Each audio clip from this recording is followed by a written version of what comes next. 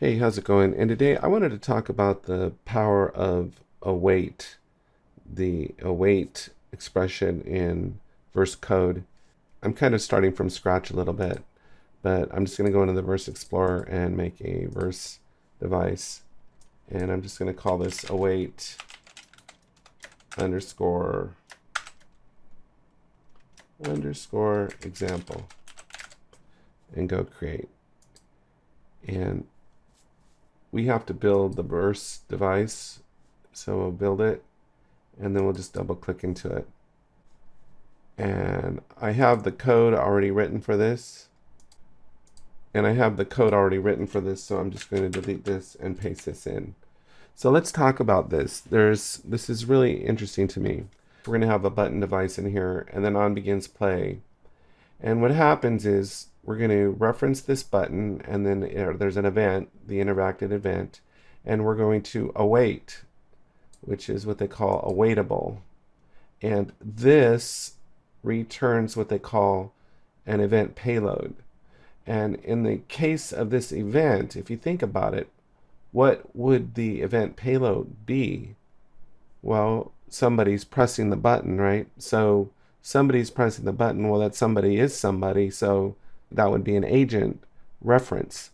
So the event payload for this is going to be an agent reference. So then we can assign that to button pressing agent. So this is actually a reference to our player. I never really knew that. So now we're going to move into a map. So let's say I wanted to create a map. I did create a map here. So I'm going to call it my map. The key, what they call, is of the agent type, and the value will be of the string type, right? So let's say I wanted to initialize this map. How and where would I do it? Well, what if I tried to initialize it up here at what I'm calling the class level or the non-local level? What would happen?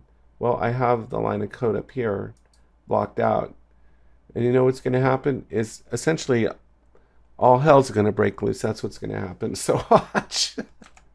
Everything's bad, right? So what in the world error am I getting now? It says data member agent of class, because agent is a class, must have an initializer. In other words, what it's saying to me is this is not enough. Like I need an agent in here. Well, how can I get an agent at this level, at this scope? How can I get an agent reference up here? And as far as I know, there would be no way. So that's why I make this next statement up here. The agent type can only be initialized with the promise of what will be. So like this is saying, okay, I've got an agent name and I have an agent type, but I have no value in here. Where would I get a value from? Well, if you think about it, I couldn't get a value until the game actually started, right? How am I going to get an agent reference? There is no value to put in there. The only place I'm going to get a value is when the game actually starts. So I can't initialize this agent reference up here. I can only initialize it after the game has started at what I would call the local scope level. So I say the agent type can only be initialized with the promise of what will be, and that promise can only be filled at runtime or at the local scope level.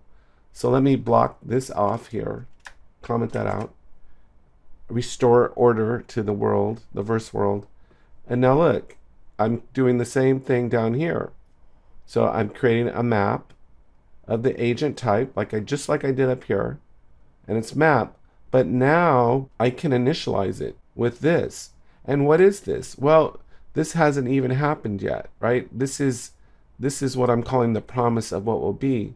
The promise of what will be is that someone's going to press this button, and whoever presses that button is going to be an agent. So it's the promise of what will be. It's the promise that someone's going to press that button, and who presses that button is going to be an agent. So for the map, that is sufficient then. That is a sufficient reference. This promise of what will be is a sufficient to let this go through. So it's saying, okay, you're going to be sending me an agent, So that's all I need to know. And I don't know who exactly that's going to be, but I trust the promise of that it's going to be fulfilled. So therefore, it lets me create the map. It lets me create the key to the map. And then the value is the happy llama.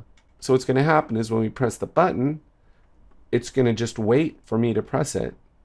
And then it's going to get a payload. The payload is going to be the agent reference. With that agent reference, then I can initialize my map with the agent key type. And then down here, what we're going to do is we're going to access that value. So I get the key, which is going to be the agent reference, and assign it to the value here. And the value is going to be this string. So this is how I access the value on the map. I use the key to access the value. And then I'll print it out here. So there is all that. So anyway, let's build this first code. And I don't get any errors. So let's drag this into the scene. And it's going to want a button.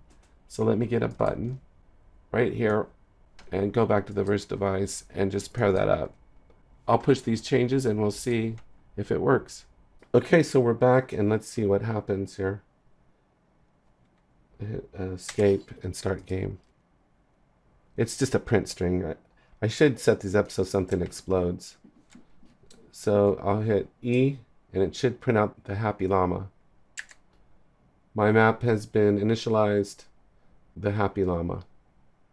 And so it works. So it's interesting about verse that it seems like you can have just a few lines of code, but in that code, there's a lot going on. So anyway, I hope you found this helpful. Take care, and I'll talk to you next time.